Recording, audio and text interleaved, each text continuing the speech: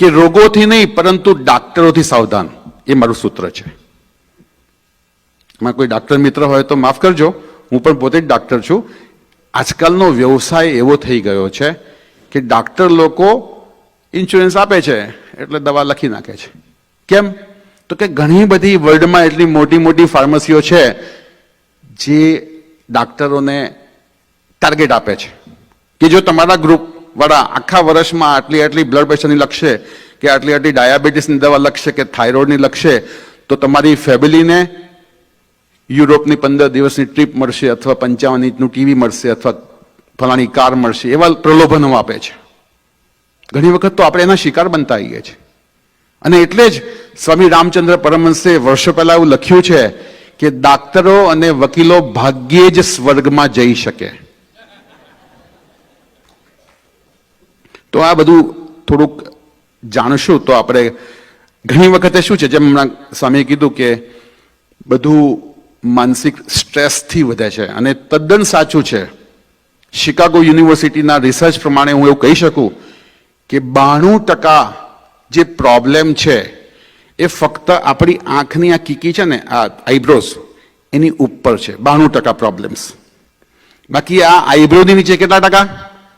ફક્ત 8% પ્રોબ્લેમ છે. તમને એવી ખબર પડે કે મારે આવતીકાલે બ્લડ પ્રેશર કે બાયોપ્સી કરવાનું ડોક્ટરે કહ્યું છે, તમે જોજો. તો એના માટે કોઈ તત્વચિંતક એવું કહ્યું છે કે સામાન્ય વ્યક્તિ લેબોરેટરીમાં જાય, એક સામાન્ય વ્યક્તિ લેબોરેટરીમાં જાય અને દર્દી થઈને બહાર પડે. એનો મતલબ શું થયો કે આપણે બધું જ મગજથી વિચારીએ છીએ અને મગજથી વિચારવાથી તમારું બ્લડ પ્રેશર પણ વધી જશે, તમારા સાયકોસોમેટિક જેટલા પણ ડિસઓર્ડર્સ છે એ બધામાં વધારો થશે. એક એનું બીજું ઉદાહરણ આપું. મારી પાસે ઇન્ડિયામાં નડિયાદમાં એક સાઉથ ઇન્ડિયન કપલ આવ્યું હતું જે ગવર્મેન્ટમાં હતા, જોબ કરતા હતા. અને એમના વાઈફ, મને ડાઉટ લાગ્યો એટલે મેં કીધું બેન તમે આટલું આટલું કરાવી લેજો રિપોર્ટમાં. રિપોર્ટ કરાયો હશે ને ખબર નહીં કોઈ કારણસર નહીં આવી શક્યા હોય, એમના હસબન્ડની કંઈક ટ્રાન્સફર થઈ ગઈ હશે. લગભગ 2.5 વર્ષે પાછા આવ્યા હશે મળવા માટે. મને રિપોર્ટ દેખાડ્યો. મેં કહ્યું આમાં તો ડાયાબિટીસ છે. 2.5 વર્ષ સુધી એમને કોઈ પ્રોબ્લેમ નહોતો. જેવું જાણ્યું કે મને ડાયાબિટીસ આવ્યો છે ત્યારથી એમને થોડાક વખતમાં એમના બ્લડ પ્રેશર બી આવી ગયું ને ઘણી બધી પ્રોબ્લેમ એ શરૂ થઈ ગઈ. એટલે જાણવાથી ઘણી વખતે, હું એવું નથી કહેવા માંગતો કે તમે પોતાના રિપોર્ટ્સ રેગ્યુલરલી ન કઢાવો, એ લોકોની ફોર્માલિટી છે ડોક્ટરોની, એ કરવી જ પડે, નહીં તો તમે કોઈના પર શું કરી દો. પણ આનાથી સાઈડ ઇફેક્ટ્સ પણ ઘણી બધી છે અને પોસ્ટ ઇફેક્ટ પણ ઘણી બધી છે.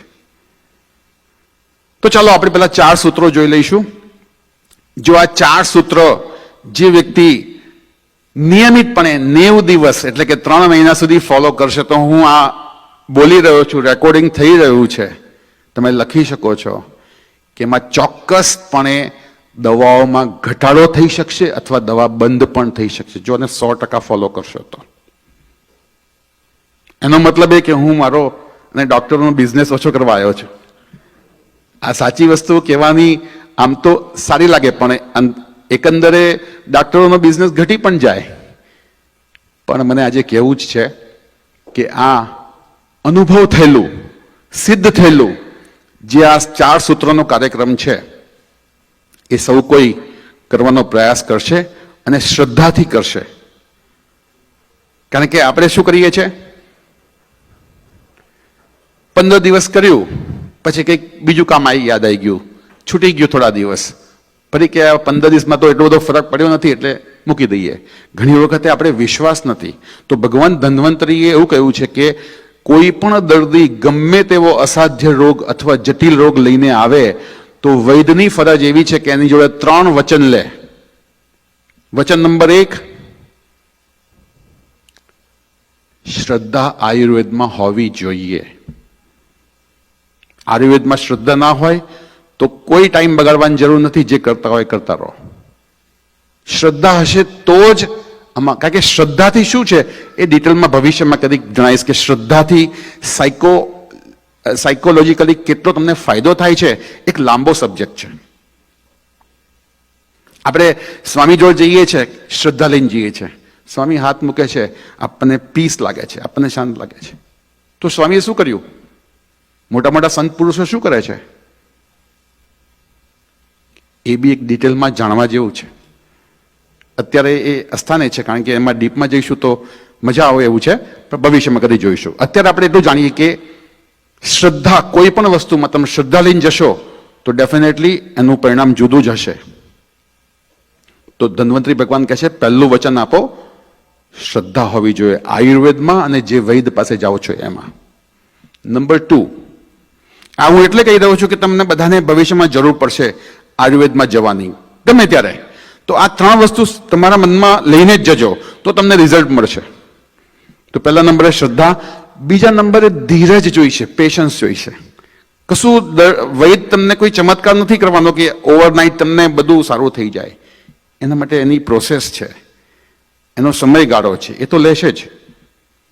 એટલે શ્રદ્ધા, ધીરજ, અને ત્રીજા નંબરે બહુ જ મહત્વનું કહ્યું છે ભગવાન ધન્વંતરીએ કે તપશ્ચર્યા કરાવવી પડશે. તપશ્ચર્યા એટલે એવું કે હું તો અનુભવથી તમને કહી રહ્યો છું.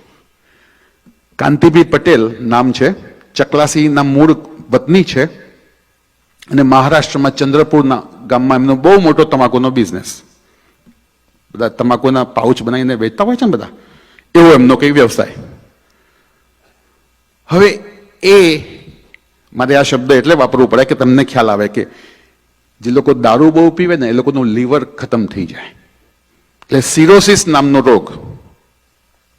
હવે સિરોસિસ થઈ ગયું એટલે એમને તો અમદાવાદમાં ને એપોલોમાં ને બધી ઘણી ઘણી જગ્યાએ એમને બોમ્બે સુધી પણ દેખાડ્યું અને કહે છે સાહેબ આમાં રસ્તો એક જ છે કે લીવર ટ્રાન્સપ્લાન્ટ કરાવવું પડે. અને એ વખતે હું 2013ની વાત કરું છું, તો એ વખતે લીવર ટ્રાન્સપ્લાન્ટ નવું આવ્યું હતું સર્જરીમાં, એટલે લીવર ટ્રાન્સપ્લાન્ટનો ખર્ચો ઇન્ડિયામાં એ વખત 40-50 લાખની આસપાસ થતો હતો. અને એમાંય સક્સેસ રેશિયો બહુ ઓછો હતો. અત્યારે બી ઓછો જ છે, તમે જોઈ શકો છો ગૂગલ પર કે લીવર ટ્રાન્સપ્લાન્ટનો સક્સેસ રેશિયો કેટલો છે. એનીવે હું મારું એ વખતે ઇન્ડિયામાં જવું અને મારા પૂજ્ય દાદાજીનું લીવર પર ઘણું રિસર્ચ હતું, એટલે એ લોકો જાણીને મારી બાજુ આવ્યા હતા ને બધી જે શું કહેવાય કાઉન્સેલિંગ કર્યું. હવે હું તપશ્ચર્યા કેમ શબ્દ બોલું છું ને આ ઉદાહરણ કેમ આપું છું કે મેં એમને કીધું કે તમારે તપશ્ચર્યા કરવી હોય તો આ રોગ સારો થઈ શકે એમ છે. આટલું મોટું પેટ, એમને અઠવાડિયે કાણું પાડીને પાણી કઢાવવું પડતું હતું 3-5 લીટર જેટલું, અને ઇન્ફેક્શન થતા હતા. એટલે આમ તો 15 દિવસના એ મહેમાન હતા એવું ડૉક્ટરનું કહેવું હતું. મેં એમને કીધું તપશ્ચર્યા કરવાની તૈયારી છે? હા, કારણ કે બધી હોપ પતી ગઈ હતી. હવે તમને તપશ્ચર્યાનો એક એક્ઝામ્પલ આપું. મેં એમને કીધું 6 મહિના સુધી તમારા મોઢામાં પાણી ન જવું જોઈએ અને અન્નનો કોઈ દાણો ન જવો જોઈએ. તૈયારી છે? તો પહેલા તો ગભરાયા. ફક્ત ને ફક્ત અમારી દાદાજીની રિસર્ચ ફોર્મ્યુલા, દૂધમાં, ગાયના દૂધમાં જ્યારે પણ દૂધ પીવે ત્યારે એ દવા નાખીને પીવાનું. ભૂખ લાગે તોય દૂધ પીવાનું ગાયનું, ને તરસ લાગે તોય પણ ગાયનું દૂધ જ પીવાનું. સાહેબ એમને એવો ચમત્કાર થયો, તમે આજે પણ હું નંબર આપી શકું, તમે પૂછી શકો. આજે બધી દુનિયા ફરે છે, મજાથી ખાઈ પીને મજા કરે છે. 3 વર્ષ સુધી મેં એમને ટ્રીટમેન્ટ આપી. અત્યારે બીજી ટ્રીટમેન્ટ આપું છું ડાયાબિટીસની, પણ લીવરના કોઈ પ્રોબ્લેમ નથી. એ પછી તો કેટલાય લીવરના આવા બધા પેશન્ટો. આમાં શું છે કે સાચી માહિતી નથી મળતી. હવે કેટલા અમારા ઇન્ડિયામાં તો અમે દાદાજી તો હું જ્યારે 92માં મેં ચાર્જ લીધો ત્યારે 1 રૂપિયામાં દવા આપતા હતા ઇન્ડિયામાં. ત્યારે મેં 92માં ચાર્જ લીધો ત્યારે મેં 2 રૂપિયા કર્યા. મેં કહ્યું દાદાજી તમે 4 વર્ષથી 1 રૂપિયો લો છો, મને તો નહીં પોસાય, તો મેં 2 રૂપિયા કર્યા હતા. આજે ઇન્ડિયામાં પણ અમે 10 થી 12 રૂપિયામાં 1 દિવસની દવા આપીએ છીએ. પણ તમે અહીંયા આગળ લેવા ના આવતા 10-12 રૂપિયામાં.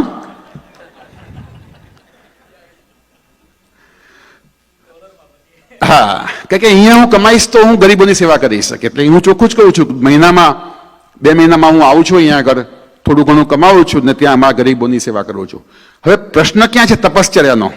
તો જો એ વ્યક્તિ દારૂ પીતા હોય, બધું કરતા હોય, અને જો 6 મહિના સુધી છોડી શકતા હોય અને ફક્ત ને ફક્ત દૂધ પર રહી શકતા હોય, તો આ ચોક્કસપણે હું તમને પણ કહું છું, જે લોકોને ઇન્ડિયામાં તમારી ઓળખાણ હોય અને જે લોકોને દારૂની ટેવથી લીવર બગડી ગયું હોય અથવા બીજા કોઈ કારણથી લીવર બગડી ગયું હોય, કૃપા કરીને એમને એવું કહેજો ટ્રાન્સપ્લાન્ટ ના કરાવતા. હું જાહેરાત નથી કરી રહ્યો, પણ હું કોઈ ગરીબોની મદદ કરવા આવ્યો છું કે કદાચ તમારા ગામમાં કોઈ ઓળખતું હોય ઇન્ડિયામાં, તો બહુ નજીવા ખર્ચામાં સારું થઈ જાય છે. આમાં લાખોનો ખર્ચો નથી થતો. અને એ થયા પછી પણ, ટ્રાન્સપ્લાન્ટ કરાયા પછી પણ 10 માંથી 3 જ વ્યક્તિ બચે છે. અને જે બચે છે એમને આખી જિંદગી 20,000 રૂપિયા દર મહિનાનો ખર્ચો છે. એન્ટીબાયોટિક ખાવી પડે આખી જિંદગી. એ બધા જ ખર્ચામાંથી જો બચવું હોય તો લીવર માટે અને ડાયાબિટીસ માટે મારા દાદાજીનું બહુ મોટું રિસર્ચ છે, એટલે એનો લાભ ગરીબોને અપાવવો જોઈએ. તો સૂત્ર નંબર 1 પર આવું છું. આ 3 તમને કહી દીધા. તમને 3 વચન આયુર્વેદમાં તમે આપશો તો જ સૂત્ર તમને કામ લાગશે, નહીં તો સૂત્ર કામ લાગશે નહીં. ફરીથી બોલી જઈએ, કયા કયા 3 સૂત્રો છે? શ્રદ્ધા, ધીરજ, તપશ્ચર્યા. તપશ્ચર્યા એટલે ઘરમાં બધા લોકો દાળ ભાત શાક રોટલી ખાતા હોય, રાઈટ? અને આપણે ડોક્ટરે કીધું કે મગ પર રહેવાનું છે, તમારી પ્રકૃતિ ફલાણી છે તો તમારે દૂધ પર રહેવાનું છે, તમારી પ્રકૃતિ આ પ્રમાણે છે તમારે ફ્રૂટ પર રહેવાનું છે, તમારે સૂપમાં, અલગ અલગ પ્રકૃતિ પ્રમાણે હું એમને સૂચન આપું છું. તો જો એ તપશ્ચર્યા કરવી હોય ને સાહેબ, તો હું ખાતરીપૂર્વક કહું છું કે 10 માંથી 8-9 પેશન્ટને સારું થઈ જ જાય છે. પણ જે લોકો તપશ્ચર્યા નથી કરી શકતા એ પછી લાઈફ ટાઈમ દવા ખાતા રહે અને જીવન જીવતા રહે. અને દવાથી સાઈડ ઇફેક્ટ થાય. તમે આજે બ્લડ પ્રેશરની દવા ચાલુ કરી, 6 મહિના, 12 મહિના, 2 વર્ષ પછી તમારી બીજી દવા ડોક્ટર શરૂ કરશે. કેમ? એની સાઈડ ઇફેક્ટ હોય છે અથવા પોસ્ટ ઇફેક્ટ હોય છે. હું એલોપેથિકનો પણ ચાહક છું, પણ ઇમરજન્સી પૂરતો જ. જેવી ઇમરજન્સી પતે એવું આપણું પોતાનું આયુર્વેદને સ્વીકારવું જોઈએ.